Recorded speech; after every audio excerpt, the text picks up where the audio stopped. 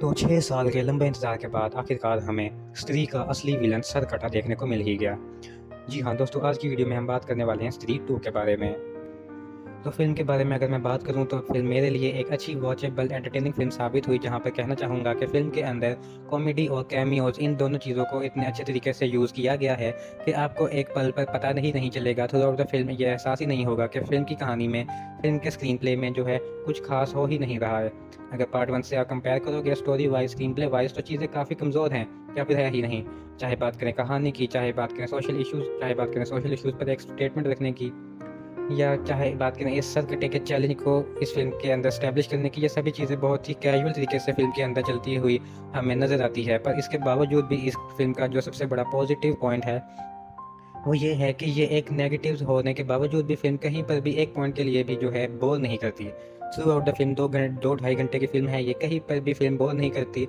उल्टा कहना चाहूँगा कि फ़िल्म में कुछ फ़नी मोमेंट्स हैं, साथ ही कुछ मासी कैमियोज़ हैं। कॉमेडी की अगर बात करूँ तो ट्रेलर देखते समय कुछ ऐसी चीज़ें थी, कुछ कॉमेडी थी जो बिल्कुल भी मुझे हँसा नहीं पा रही थी। पर फ़िल्म के अंदर जब एक फ़्लो के साथ मैं चीज़ें देख रहा था, उन डायलॉग्स को सुन रहा था, तो हँसी आ रही थी। और अगर आप एक फ़िल्म से केवल एंटरटेनमेंट एक्सपेक्ट करते हो, तो मेरे हिसाब से इस फ़िल्म के अंदर शिकायत करने के लिए आपके पास कुछ ख़ास ज़्यादा होगा नहीं। बात करें फ़िल्म के फर्स्ट हाफ़ की, तो फ़िल्म का फर्स्ट हाफ़ शुरू तो बहुत ही अच्छे तरीके से होता है। मेरे लिए कॉमेडी कुछ ख़ास उस लेवल पे काम नहीं कर रही होती है। लेकिन जैसे-जैसे कहानी आगे बढ़ती है, अभिषेक बानर की जब एंट्री होती है, वहाँ से फ़िल्म की जो कॉमेडी है, मेरे लिए कहीं न कहीं काम करने लगती है। और इंटरवल से पहले का जो सीन हमें देखने को मिलता है, वो सही में बहुत ही फ़नी था। कह सकते हैं कि पूरी फ़िल्म का अगर एक सबसे फ़नी मोमेंट जो मैं कहूँगा 4-5 मिनट नॉन स्टॉप जो हँसी आई होगी, इंटरवल से पहले आने वाली उस सीन से मैं रखना चाहूँगा। उसके बाद जो फ़िल्म का इंटरवल हमें देखने को मिलता है, वो अगेन कहीं न कहीं इस फ़िल्म के फर्स्ट हाफ़ को बहुत ही अच्छे तरीके से सँभाल जाता है, जहाँ पर श्रद्धा कपूर की एक मासी एंट्री हमें देखने को मिलती है।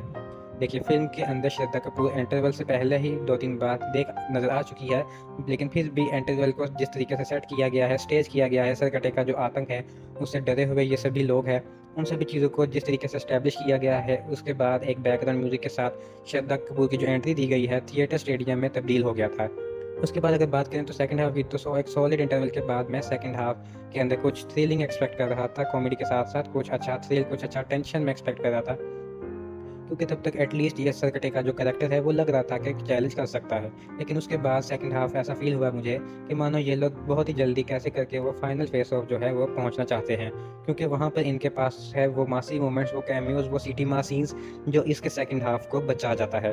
सेकंड हाफ़ को अगर देखा जाए तो सेकंड हाफ़ में ही ये हॉरर कॉमेडी फ़िल्म धीरे ही सही एक सुपर हीरो फ़िल्म में कन्वर्ट होना स्टार्ट हो जाती है, जहाँ पर एक अवेंजर्स टाइप एक मोमेंट जो है हमें देखने को मिलता है, एक देसी फ्लेवर के साथ, जहाँ पर हर किसी के पास एक बहुत ही इंटरेस्टिंग जो है यहाँ पर पावर है, जिनको देखने में जो है सही पर मज़ा आता है। भले ही ये फ़िल्म स्टोरी लेवल पर कुछ ख़ास प्रोवाइड ना करती हो, पर एक सिनेमैटिक यूनिवर्स के तौर पर देखा जाए, तो जो सेटअप ये फ़िल्म क्रिएट कर रही है, वो डेफ़िनेटली एक्साइटिंग है। ख़ास करके फ़िल्म जब ख़त्म होते-होते अगेन एक लीड छोड़कर जाती है, वो मैं कहूँगा कि काफ़ी अच्छा था। 2 गानों के सीन में एक मिड क्रेडिट सीन है, जिसको आप बिल्कुल भी मत छोड़िएगा, क्योंकि वही जो है यहाँ पे कहीं न कहीं आगे यूनिवर्स में बहुत इंपॉर्टेंट रोल प्ले करेगा। इसके बाद अगर आपको स्त्री का पहला जो पार्ट है, उसके जो सोशल स्टेटमेंट की वजह से काफ़ी पसंद आया था, तो उस डिपार्टमेंट में ये फ़िल्म शायद आपको निराश कर सकती है।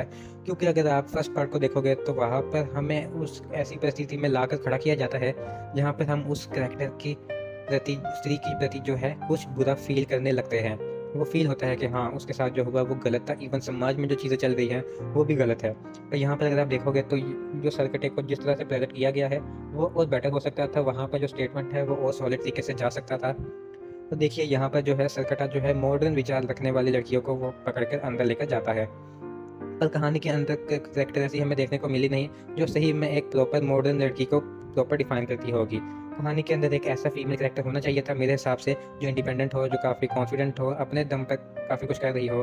तो अगर ऐसा करैक्टर होता, उसके अचीवमेंट को देखते हुए अगर यहाँ पर सरकटे को कुछ फ़ील हो रहा है, वो यहाँ पर इसीलिए उन्हें पकड़ रहा है, तो वो मेरे हिसाब से एक बेटर चीज़ होता, एक स्टेटमेंट को रखने का। बाकी फ़िल्म का बैकग्राउंड म्यूज़िक अच्छा है, ये नहीं कहूँगा कि मेमोरेबल है, पर जितना भी जहाँ पर भी बजा है, वो हर जगह पे बहुत ही अच्छे तरीके से काम कर जाता है। तो ओवरऑल अगर कहा जाए, तो फ़िल्म स्त्री 2, अगर आप बहुत कुछ हाई एक्सपेक्टेशन ना रखते हुए, और अगर स्त्री के फर्स्ट पार्ट से ज़्यादा कंपेयर ना करते हुए जस्ट एक एंटरटेनमेंट के लिए अगर आपको देखना है, तो डेफ़िनेटली ये फ़िल्म आपको बिल्कुल निराश नहीं करेगी।